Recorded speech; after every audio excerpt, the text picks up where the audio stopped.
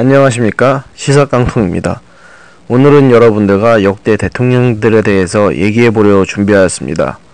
여러분들은 현재 우리나라의 상황이 어떻다고 생각하십니까? 저는 제가 많은 것을 안다고 할 수도 없고 또 저 스스로도 그렇게 생각하지 않습니다만, 현재 우리나라 대한민국, 사랑하는 제 조국 대한민국의 상황이 그렇게 긍정적으로 보이지가 않습니다. 하지만 어떤 분들은 지금 한국이 역대 최고의 황금기이며 지금 정부는 정말로 잘하고 있다고 생각하는 분들도 계실 것입니다. 저는 거기에 대해서 무엇라 반론을 제기하고 싶지는 않습니다.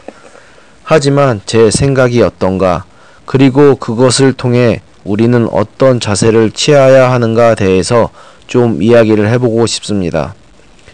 우리나라에는 역대 대통령분들이 몇 분이나 계셨나요? 현재 문재인 대통령이 19대 대통령이긴 하지만 이승만, 박정희, 전두환 등 연임한 대통령들의 대수를 제외하고 계산하면 역대 대통령은 총 12분입니다.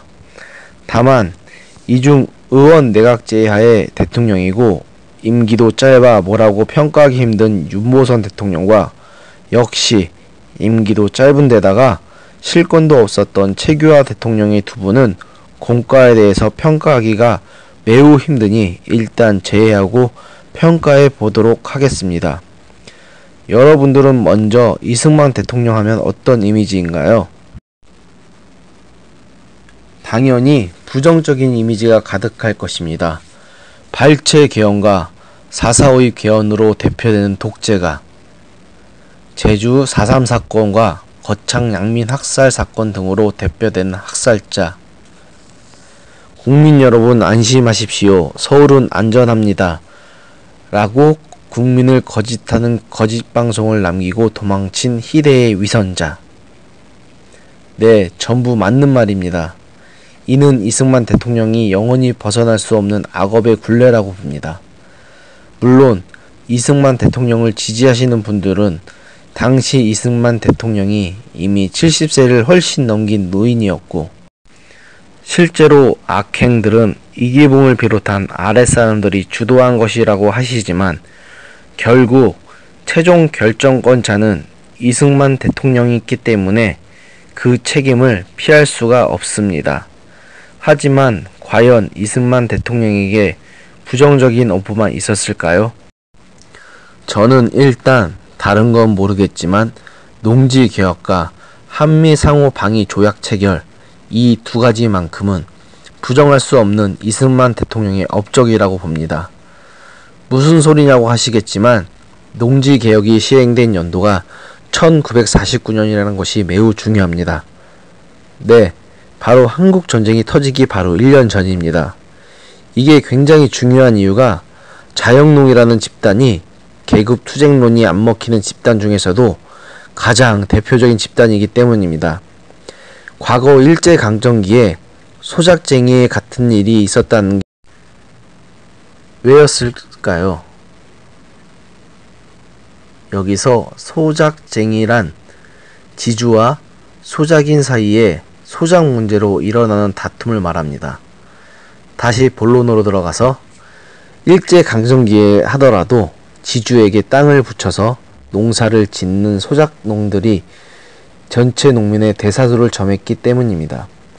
하지만 경자유전의 원칙을 앞세워서 지주들로부터 유상 매입을 하여 지주들의 반발을 최소화하고 농민들에게는 비교적 싼 값에 농지를 분배하면서 농민들이 공산주의자들의 선동에 넘어가는 일을 방지하게 되는 결정적인 계기가 된 것이 바로 농지개혁이었기 때문입니다.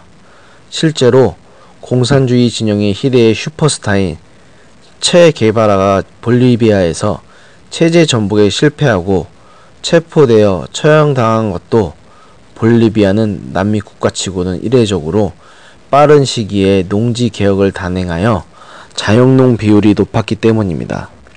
같은 이치로 한국전쟁 때에도 자영농이 된 지 고작 3개월밖에 안 된 농민들은 빨치산과 인민군들에게 매우 비협조적이었다고 합니다. 이는 분명 이승만 대통령의 업적이라고 하지 않을 수가 없습니다. 뭐 한미 상호 방위 조약은 다들 아실 테니 넘어가도록 하겠습니다. 박정희 대통령 같은 경우 18년간의 장기 독재와 철권 통치, 인권 탄압이라는 어두운 면과 고도의 경제 발전이라는 공적이 같이 존재하는 한쪽에 치우쳐서 평가하기에는 너무나도 어려운 분입니다. 명암이 너무도 뚜렷한 데다가 어느 한쪽을 배제하고서는 박정희 대통령에 대한 온전한 평가가 힘들기 때문에 그래서 박정희 대통령은 나중에 다시 한번 다루도록 하겠습니다. 전두환 대통령은 어떻습니까? 이분도 쿠데타를 통한 집권, 5.18 광주 민주화 운동의 무자비한 유혈 진압, 삼천 교육대 등으로 대표되는 인권 탄압, 언론 통제 등과 같은 무수한 악업을 쌓은 분입니다. 그리고 이는 절대로 잊어서는 안 될 우리 가슴 아픈 역사이기도 합니다. 그렇다고 이분은 뭐 한 것만 있을까요? 제가 볼 때 딱 한 가지 잘한 게 있기는 있더군요. 바로 자기의 역량을 확실히 인지하고 유능한 관료들을 중용할 줄 아는 인물이었던 것입니다. 이 부분에서만큼은 좋은 평가를 줘야 한다고 봅니다. 그러니 최소한 권력욕에 눈이 멀어 나라를 말아먹지는 않았으니까요. 노태우 대통령 역시 용인술 면에서는 상당한 수준이었다고 전해집니다. 물론 이분도 쿠데타를 같이 주도하는 등 온갖 악업을 쌓은 건 변함없는 사실입니다. 김영삼 대통령은 임기 중 온갖 사건 사고와 결정적으로 IMF, 외환위기로 인해서 온갖 욕은 다 먹지만 그렇다고 그분 역시 부정적인 면만 있는 건 아닙니다. 금융실명제의 실시와 하나회 척결, 이 두 가지만큼은 부정하기 힘든 김영삼 대통령의 업적입니다. 김대중 대통령도 마찬가지입니다. 분명 그분도 여러가지 평에 엇갈리긴 하겠지만 적어도 IMF 외환위기 극복을 위해 노력한 것과 북한과의 대화에 나섰다는 것이 높이 사야 합니다.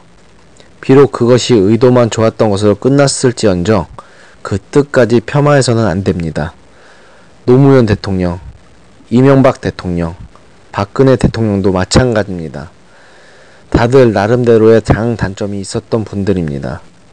하지만 많은 분들이 자신들이 지지하는 진영에 속해 있던 대통령들만 인정하고 그렇게 아는 대통령들에 대해서는 철저하게 폄훼하는 것이 너무나 안타깝습니다.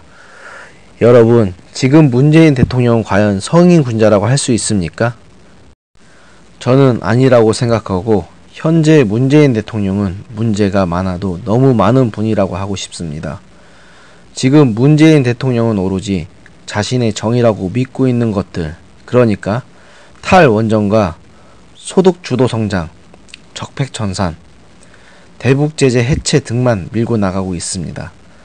이게 과연 한 나라의 대통령으로서 옳은 자세일까요? 판단은 이 방송을 듣고 있는 분들에게 각기 맡겨야 하겠지만 적어도 저는 아무리 객관적으로 보더라도 이는 긍정적으로 보기가 힘듭니다. 더구나 현재 민주당 의원들 행동을 보면은 더욱더 옳은 방향이라고 보기가 힘듭니다. 나경원 원내대표의 발언에 대한 비이상적인 행동들, 이걸 보면 과연 국민들을 위해 정치를 하는 사람들인지 자기 정파를 위해 정치를 하는 사람들인지 분간이 가지 않습니다. 판단은 여러분들 각자 알아서 하시는 것이겠지만 현재 문재인 대통령과 더불어민주당 정부의 형태는 옳은 것인지 저는 잘 모르겠습니다. 들어주셔서 감사합니다. 구독과 좋아요는 저에게 큰 힘이 됩니다. 감사합니다. 저는 아니라고 생각하고 현재 문재인 대통령은 문제가 많아도 너무 많은 분이라고 하고 싶습니다. 지금 문재인 대통령은 오로지 자신의 정의라고 믿고 있는 것들, 그러니까 탈원전과 소득주도 성장, 적폐청산, 대북제재 해체 등만 밀고 나가고 있습니다. 이게 과연 한 나라의 대통령으로서 옳은 자세일까요? 판단은 이 방송을 듣고 있는 분들에게 각기 맡겨야 하겠지만 적어도 저는 아무리 객관적으로 보더라도 이는 긍정적으로 보기가 힘듭니다. 더구나 현재 민주당 의원들 행동을 보면은 더욱더 옳은 방향이라고 보기가 힘듭니다. 나경원 원내대표의 발언에 대한 비이상적인 행동들, 이걸 보면 과연 국민들을 위해 정치를 하는 사람들인지 자기 정파를 위해 정치를 하는 사람들인지 분간이 가지 않습니다. 판단은 여러분들 각자 알아서 하시는 것이겠지만 현재 문재인 대통령과 더불어민주당 정부의 형태는 옳은 것인지 저는 잘 모르겠습니다. 들어주셔서 감사합니다. 구독과 좋아요는 저에게 큰 힘이 됩니다. 감사합니다.